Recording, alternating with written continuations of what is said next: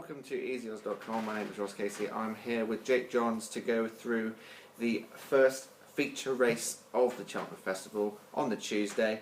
It's the Champion Hurdle, and our man Jake Johns is going to find us the value yet again by going through all of the best horses with their best prices with the Easy Odds odds comparison service. So without any further ado, let's get stuck in with our man Jake Johns. We're going to have to go quickly through this because we forgot to charge the camera. Get in! Who knows in this race as well? It's not one you can go quickly through. It's absolutely completely up in the air. Obviously, Bouvert has been rerouted from fences over to hurdles. Third in the Supreme last year. A lot of people saying he wasn't given the best ride, given a ride to place. Stayed on well up the hill. Really impressive last time at Sandown. Will he want a bit of give in the ground? Probably.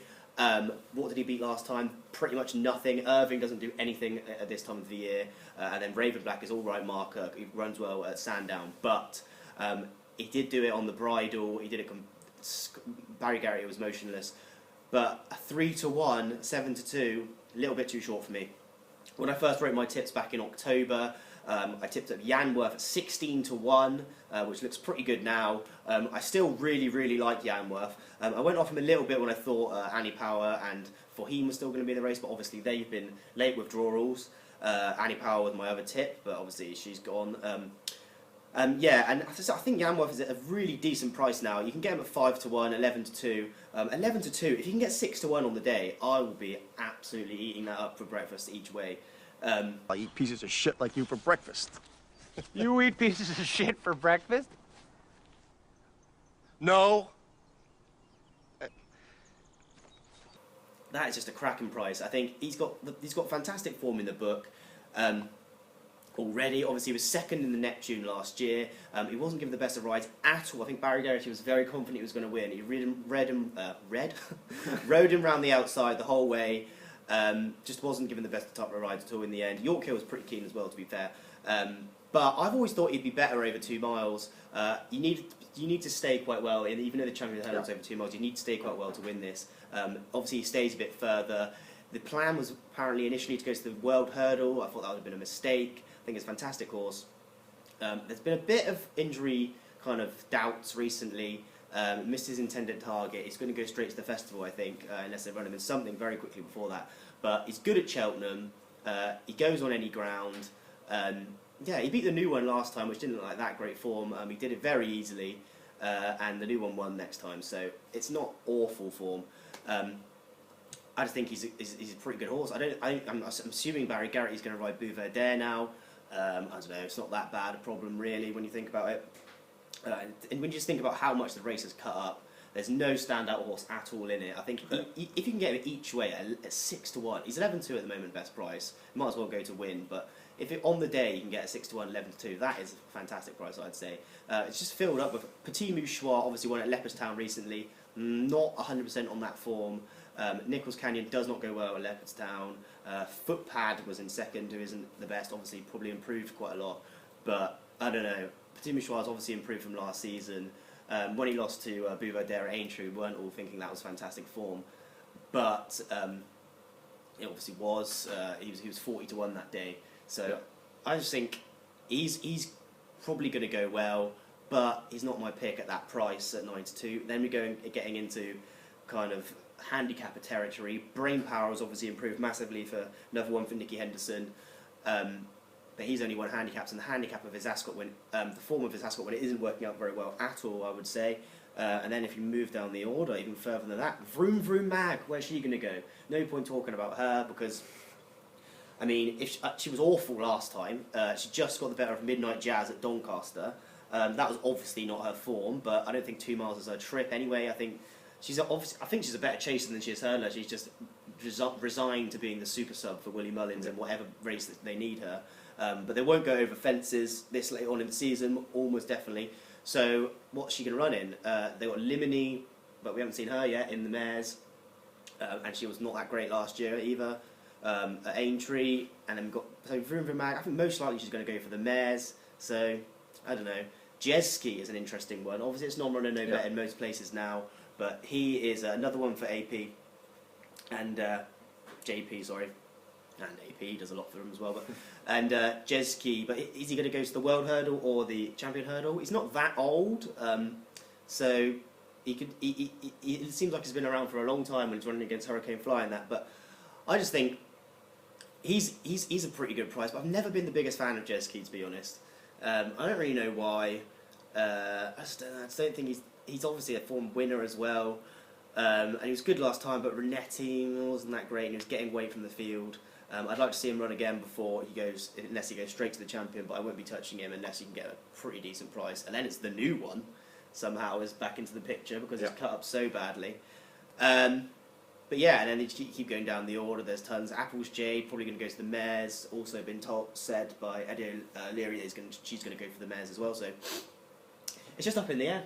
Okay. No one knows. I think the most solid bet is Yanworth for me at the moment, unless there's something wrong with him, which is a bit worrying. But I think he's obviously 16 to 1. I originally tipped him as so you can't argue with that. I still think 11 to 2 is a decent price. One more that I fancied that I tipped up in the Cheltenham preview. Well, I'll show you a little clip now. I have got a little tip for if Forheen and Annie Power don't run, which is.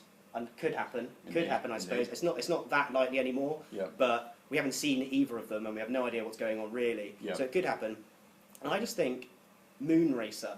You might call me mental for that. Obviously, he's a novice, but it would be such a. It would lack no. It would complete. There'd be no depth in the race at all. If neither of those horses turned up, and would they get a better chance to win a Champion Hurdle? It's a big shout. Moon Racer's an 8-year-old now. Yeah. He's really. I rate him a lot. And. He Moon Racer 40 to 1. You could still get him at 33s. David Pipe has just recently, in the last couple of days, said that the Supreme is the target, but I think things can change. I think he's obviously all the reasons that I made before why he should run here are still relevant now. Especially, I only tipped him up because I thought if Forheen and Annie Power didn't run, that's obviously happening now. He's not getting any younger. He's not a young horse at all. He's an 8-year-old.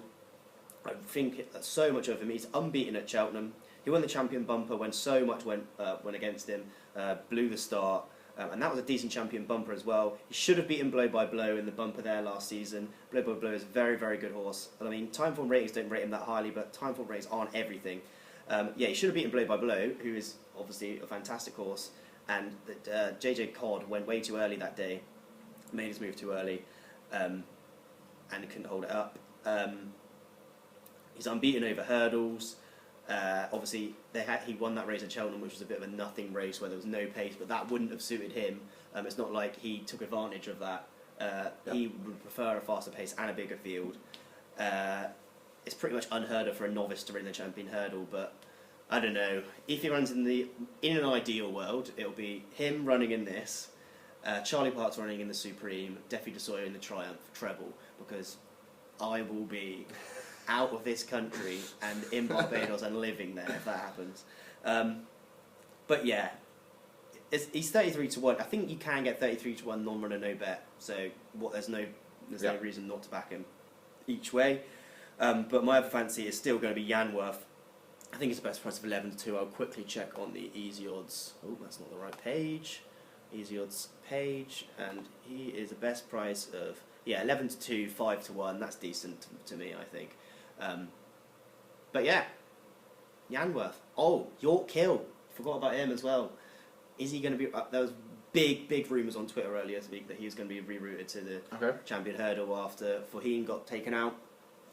That would be mental as well. I don't know what the record is of chasers going into straight into a Champion Hurdle.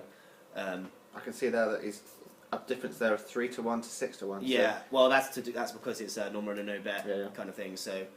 He'll be favourite, almost definitely, if he does run, so, yeah. That's it. But anyway, Yanworth and Moon Racer, like a bloody madman, tipping a novice for the Champion Hurdle. Brilliant stuff there from Jake Johns with the Champion Hurdle.